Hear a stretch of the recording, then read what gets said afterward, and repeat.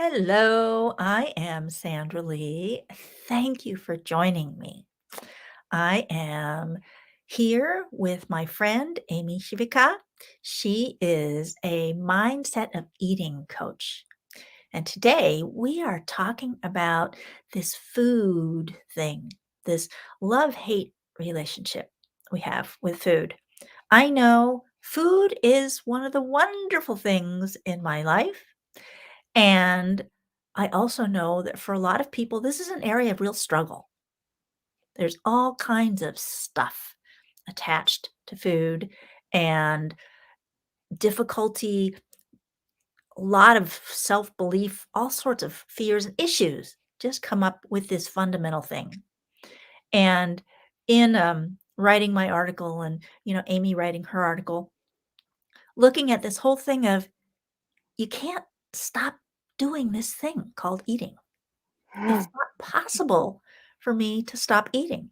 And so there is this area where there is this challenge that so many people have, and yet it's a necessity, which makes it, I think, even more challenging for people to get through their difficulties with it because it is so necessary.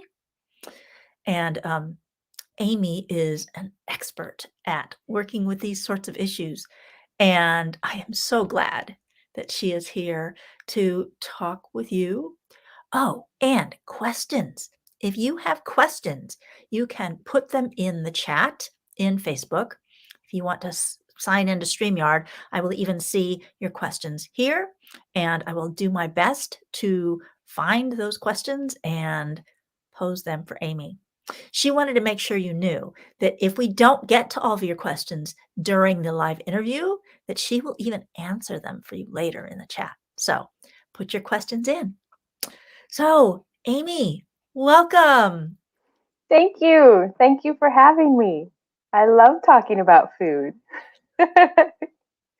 And everybody has to talk about it. I mean, we all have to have this thing in our life, and yet it's something that some of us enjoy, absolutely, and it's something that some of us dread. And have a mission to help us all enjoy it and it to not be a source of dread. And I just love helping people figure this thing out. So I have a question for the audience. And this is where I start with clients is how do you feel when you step up to the table? Is it joy? Is it excitement? Is it a little bit of dread? Paying attention to this feeling that you have is the first step in unraveling the tangle that we have around food. And if it's joyful, if you are in unison with what you're eating, that's awesome. Keep it up and share it. Share that joy with people. Help them get there too. If coming to the table is a nervous thing, if you feel anxiety about what you're going to eat, what you're supposed to eat, there's so much. And each week it changes. And each season there's a new eating, new diet. I know we could all list them. I bet we've all tried them. Are you tired of that? I got tired of it. I got tired of trying always the next greatest thing and still not liking my body.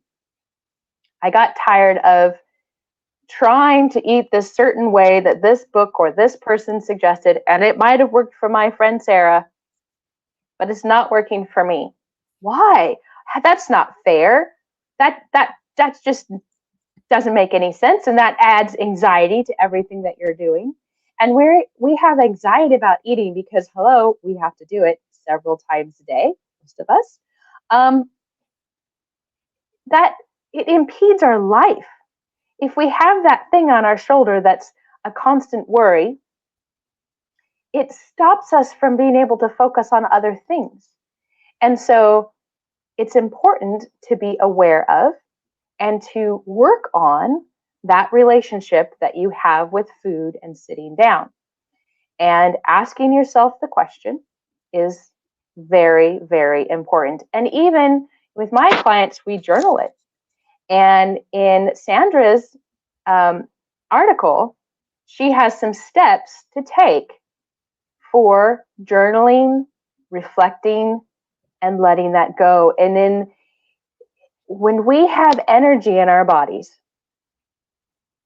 it needs to flow. We are energetic beings. We are so alive and vibrant. And something that we're worried about can stop that. It stops the flow. And when we don't focus, when we don't take care of that, that can build up and that can create inflammation in us. It may not even have anything to do with what you're eating. It has to do with the flow of energy and the flow of life and how that's going through your body. And a preoccupation with something can stop that and stop your digestion. And you think, well, I'm eating everything I'm supposed to. I'm doing so good, and yet I cannot get to the healthy place that I feel I want to be. Why? Why is that? And I'm telling you, it's been diet and exercise for so long until people like Sandra and me started going, there's got to be more to it because that's not working for everybody. And it works for some. And it's awesome because we are all so different. So if it's working for somebody, good on you and keep going because you're doing great. If it's not working, let's dig deeper. Let's explore. You ask that question and then you sit and you breathe. Sandra is so fabulous at that. She signs it on everything. Just breathe, and I love it. And I think about it when I am in a place where I'm like, okay, wait, Sandra says to breathe. So take a deep breath. Sandra, yes. I like explaining to people what happens when it, like the physiology, the body. If I am in this anxious, worried, stressed out place, it's stress. Yeah. And that sets off the fight or flight system in the body, which makes it so digestion doesn't work. Right. So for Because that's people, the least of our worries when we're running away. Our body's like, oh, we don't have to worry about digesting. We just need to worry about running. and so helping people understand that taking care of this part about how I feel about my food is so important for my Mhm. ability to digest, and then what I eat becomes my body. Yes, So absolutely. health. It's a piece. And so many of the feelings that we have around food come from when we're children, because that's when we're learning. We're learning about eating. And Sandra, your article, it's kind of like you don't want to think about the fact that we have been rewarded as children. I mean, and I did it to my kids, and I know I was treated that way. Is this do something and you get a reward? And then you relate it to training an animal, and you're like, duh. This is crazy, but it's true.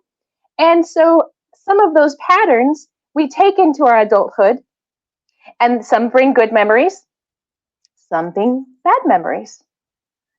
It's being able to acknowledge those feelings and memories and untangle them from who you are as an eater now.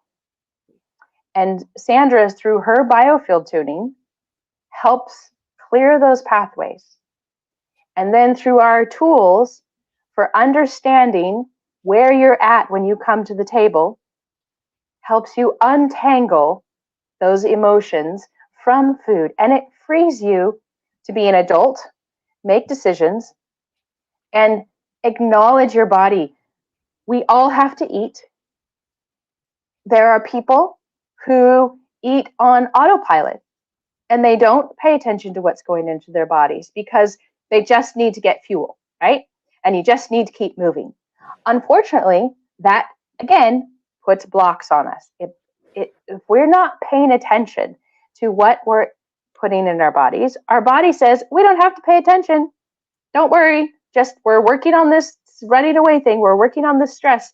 We are working on something else. And digestion, while it's still vital for our survival, it's not vital in the short term. It's vital in the long term. And if we're in stress mode, our bodies are thinking short term. So unraveling that is a huge help to your health journey. And you have resources. And Sandra and I love helping people through this process. And we work together and we work separately, and we have all kinds of resources. We have all kinds of solutions. And if those tools get you thinking and they help and you keep moving forward, we know you will find solutions. If it's not helping, please reach out. This is our passion and our joy and our love to do it. And we know that we can help. Right, Sandra? Yep. What's coming to mind as you talk about that is not just thinking about the feelings I have when I approach the table, but the mind, the words, the Yes, things that I'm telling myself about myself and food and all that. absolutely. And some people use it as a punishment. Well, you're not, if you're on a diet and exercise regimen and you're just not seeing the results, well, what the heck? You can't do this. Just eat that thing. I have clients that they're like, I just punished myself yesterday and I ate something that I knew that's not going to nourish me, but I just wanted to do it. And then I say, okay, let's change the wording on that. Let's not see it as a punishment. We don't need to punish ourselves with food. And if you're craving something, it is actually better for you to just take it, acknowledge it, take a breath, understand the feeling, and eat it. Because if you wait and you hold off and you hold off and you hold off, you'll probably eat the whole basket or the whole bin of ice cream rather than a scoop if you are craving a scoop. Right? And I know. And didn't we all in high school, that was the pity party. If a girl's sad, she goes and she eats ice cream, right? On the couch, taking it out. And that's not a bad thing. Rewarding ourselves is not a bad thing. It's just being aware. Being aware. Eating fast food, it's not ideal, but don't beat yourself up for it. You still have to eat something, and sometimes that's better than eating nothing. And if you acknowledge it, your body will digest it better. That's the course you want to be on, is digestion. So I want to call that, for the people who are watching, calling that a practical strategy. There you go. Something to actually do in your real life. Yeah. So make note of what Amy said. There you go. Breathe, Sandra. And acknowledge. That helps you digest. Acknowledge. I don't care if you eat McDonald's. Do not eat it in the car. If you have to eat it in the car, stop the car and take 5 minutes. Just do it. That's going to help your body digest it. And our bodies are amazing at getting rid of unnecessary things that we put into our bodies. There's a whole detoxing that we do naturally if we give ourselves time and acknowledge its potential and clear the energy to do so. So there's resources, there are tips. Sandra is constantly putting out tips. I know that. I follow them. And I have tons of tips and videos on my site as well, because our hearts are just here to help you. We have found freedom in food, and it's beautiful and it feels amazing. And you can too. And it doesn't have anything to do with your body size or health, as far as what you're capable of in finding food. And sometimes when we are able to find joy in the food process, you'd be surprised where our bodies go and how you feel about it, despite being the supermodel size you think you want to be. My big practical tip from what she said was slowing down.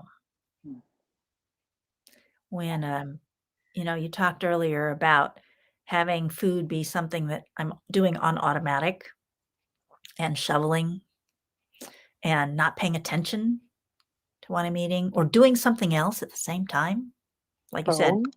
driving, um, Driving. Yeah. or working at my computer or, Yeah. eating standing up while I'm doing something else.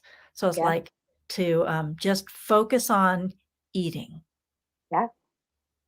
And a practical tip, if you're having a hard time with that, if you want to journal, first, the feeling that you have sitting at the table, the emotions and the words that you're speaking to yourself as you sit at the table. And then consider each bite you take and think to yourself, if you really have a hard time focusing, think to yourself, how does that feel on your tongue? Is it soft? Is it creamy? Is it crunchy? Is it hot, salty? I mean, if you need to get some things to really help you focus, even write down every bite. This bite has this flavoring. When I work with clients on a personal chef basis and we talk about food, I ask questions that are like, well, I never thought of that. Do you like small chunks in your stuff? Do you like big chunks? Another step that we can take is learning how to cook to really find enjoyment in the process of putting bites into your mouth. And it's fun, and it should be fun, but some of that matters. I mean, you don't understand how when you're on autopilot and you're just shoveling in, it takes away from the joy and the pleasure of food. But you can get down to how it looks. I know, we see a million posts of food, and sometimes you're like, wow, that looks amazing, and sometimes you're like, oh, I would not want to eat that. So are you making your meals, even plating, pretty? I do that because that makes me slow down and look. When you have even just a little snack or you're cutting something, my fruit and yogurt bowl in the morning, I put the raspberries on one side and the blueberries, and because it's pretty. And so sometimes making your food appeal to your eyes as well helps you focus on sticking the fork in and taking that bite. And it's all about focusing on that.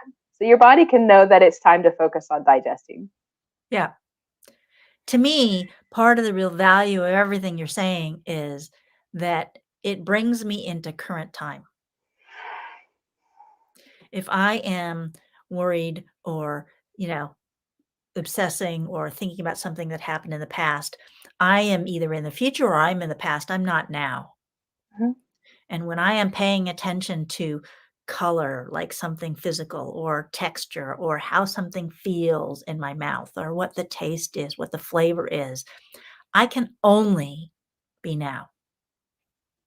And so it's like if I slow down enough to actually pay attention to what's now, I'll enjoy it more, first of all. And food Absolutely. is such a luscious experience. It is. And so actually really appreciating it fully. And then I am also not afraid or not worried or, beating up on myself or any of those things that could be coming associated with food. And so just being in the present. That's huge. And that helps us shake off the stressful moment. And part of the evolution of being able to get out of that stressful moment gives our body a chance to relax and recuperate and recover. And when we never give ourselves that time, it just builds on top of itself. Mm. So I love how you use one meal a day, Sandra. It's a smorgasbord. I mean, it's gorgeous, and it's a celebration. And so using food as a celebration for the moment to bring you into that moment and shake off the stress that's happening before and after is a huge benefit to our bodies to do what they do naturally, and that's digest and detox. So. Anybody have questions? Put them in the chat because I've Yep, got the chat there in front of me. So up and going, and if not now, then later, and we'll be in touch. But either one of us, guys, ladies, gentlemen, please reach out.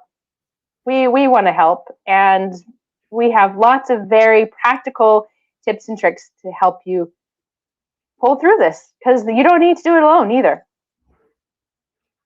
So if you are working with someone and helping them get their food figured out and how they feel about their food figured out, what else would you do with somebody?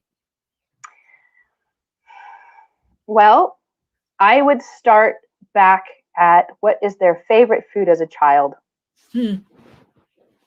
That's one of my main questions. And where does that take you? What's the enjoyment? And do you allow yourself to be taken back to that spot? Sometimes people are like, oh, there was this candy bar and I loved it. And then I stopped eating it because, I felt that it wasn't healthy anymore. And then one day, but I still think about it once in a while. And I sometimes I crave it, but I don't want to go there. And I encourage them, go there, go see. Because sometimes we grow out of that and it's okay. And sometimes when we eat that thing again, we're like, oh my gosh, what was I thinking as a child? This is horrible. So immature, like we mature in our tastes. And now you need to find a thing that gives you that same feeling, that joyful moment as an adult.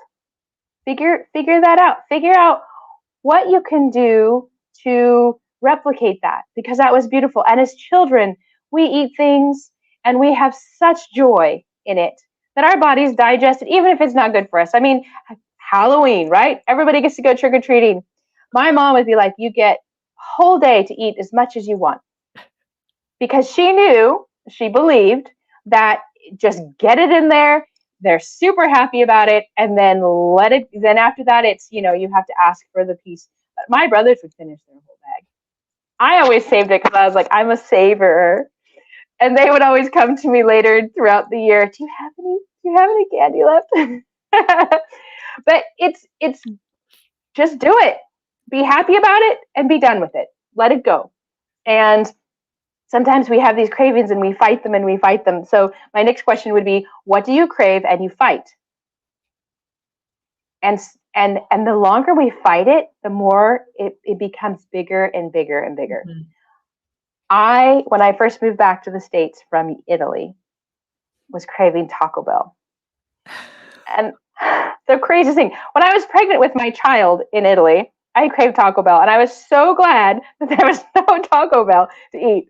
But I mean, how random, right? And so then, because I wasn't a big fast food eater anyways, and I fought it and fought it and fought it. And then I would go and you eat too much because your eyes, when you finally allow yourself to get in there. And so I started, especially when I was studying for the psychology of eating, mindset eating, I was taught, just try it. Just let yourself go for a minute. It's okay. Acknowledge it. And so I did once, and it was good, and I enjoyed every single last shred of cheese. And then I think it was a couple months later, I had the craving again, and so I did it again. But I was able also to order just one thing, and kind of just appreciate, enjoy that one thing. After that, I never craved it again. Like, I think I allowed it without stopping it for 3 times over a 6 or 8 month period, and then pretty soon you're good. You're done. And now I crave other things, but they tend to be healthier. And you will find, as you acknowledge and you learn to acknowledge what your body is craving, also, you will start to crave better choices. And it's a good vicious cycle. don't hurt yourself by trying to block those. And I'm not saying you can go fulfill that every day. So, but again, if you are aware, you will make different choices. So, we all have cravings, and it's allowing ourselves the grace to listen to our bodies. Do you I crave know. anything, Sandra? Yeah, what I crave now is, like, Eggs Benedict. So Ah, it's like butter and greens and eggs and just, like, super healthy food. yeah, great. Yeah. And you can make things. My specialty when I was working with clients just as a personal chef was, what is your favorite thing, and I'm going to do my best to make that the healthiest version I can. So I even did cream of corn chowder with bacon or something crazy. I made it healthy. That was good. And my Oh, clients sounds were great very to happy me. about that. Yeah, right? But the most of the recipes are heavy, heavy uh, butters and creams, and which those aren't bad for you if you're eating them in the right way. So it was great. So So, what do you like eating the most? I have a very I'm a salty, mostly salty stuff. I love Mexican food, which is a good thing that I live in Mexico sometimes, most of the time. Although we did the other day, it was like 3 months of tacos and Mexican food. We really need a burger. So I went and found the best burger joint in the whole world, I think, down there. That was really fun. I enjoy food that is appealing to my eyes. It has lots of color. So I say vegetables, but it's not always vegetables that are colorful. So I like things that have lots of color. Um, I like things that are usually savory over sweet, although when I'm craving sweet for breakfast, I'll have a yogurt and granola bowl with fruit, fresh fruit. So if I'm craving sweet, it's usually fruit of some sort. And I'm blessed to be in Mexico where everything is fresh, is local. So that was good. I learned how to appreciate that being in Italy, where you only got strawberries for a month every year, and you only Mm. got, only when it was ripe and close did you get to enjoy that fruit. And oh my gosh, did you crave it by the next year? And you would eat as much as you could for a month, and then it would be over. But it like kind of helped you enjoy the season and look forward to that moment instead of eating it all the time. It's getting that. So things like that. I love sharing food with people. People always ask me what's my favorite thing to make, and my response to that is whatever makes you smile. Oh, So, yeah, making food with other people and sharing food is one of my favorite things. Favorite things. creating together and then enjoying it together. I love cooking for my retreats because I get to see people eating. That's a lot of fun. So, tell me a little bit about what you do, the retreats or whatever you wanna talk about. Yeah, so you'll see it says Food is Love Experience.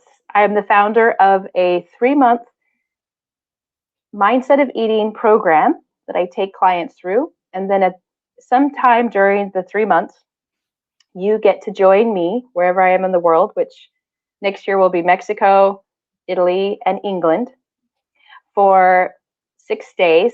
And we are going to talk about and do hands on creating food together, learning how to vacation and still eat the way you want.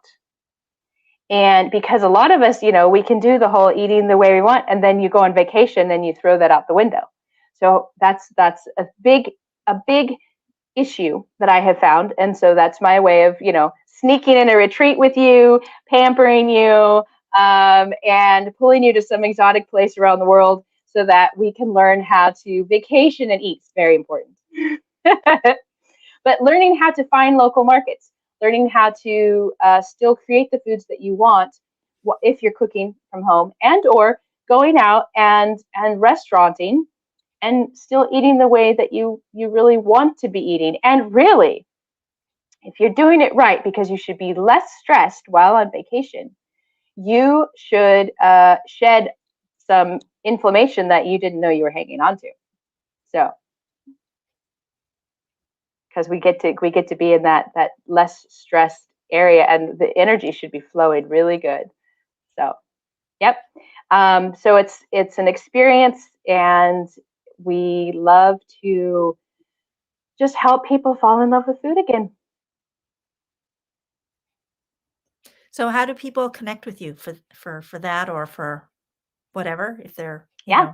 You can find me on Facebook, Amy Civica, and you can also go to my landing page. It's heal.me/Amy-Civica, which we can put in the notes as well. That talks about my program and kind of my background as well. And I'm always posting tips and doing live videos on my Facebook page with all kinds of pointers like we've been talking about today. So that's kind of the best way to start. So you can get to know me a little bit better, and then reach out anytime through Facebook or through my webpage. I love to chat. Amy makes fun videos. I like watching. Thank you. Thank you so much. All right. Well, is there anything else you wanted to say? Love food, peeps. It's good for you. Yes. Enjoy and indulge. Yes. So thank you, Amy. You're so welcome. Tomorrow, I am going to be doing the Thursday Tips for Thriving at 9 a.m. Pacific time, and I'm going to talk about energy associated with how I feel about food. And so I'm going to play with the tuning forks and just say, oh, so it's like if I'm here thinking about eating something and I feel guilty about it, how does it sound? And how does it sound when, oh, this is wonderful, this is delicious? And just explore with the biofield tuning and the sound this whole territory of how I feel about eating and my experience of food. Then next week's guest expert is Raina Dawn Lutz, and she is a holistic nutritionist. And we are talking about eating for clear thinking. So, a different aspect of this whole food experience. Right? She's awesome. Yeah. So, put in the comments what you found interesting about this session, whether you're watching now or you're watching later. We want to know, what did you like? What did you learn? Any feedback you have is welcome. Thank you so much for being with me, Amy, and for those of you who are watching. Have a wonderful day. Breathe. Breathe. Bye. Thank you.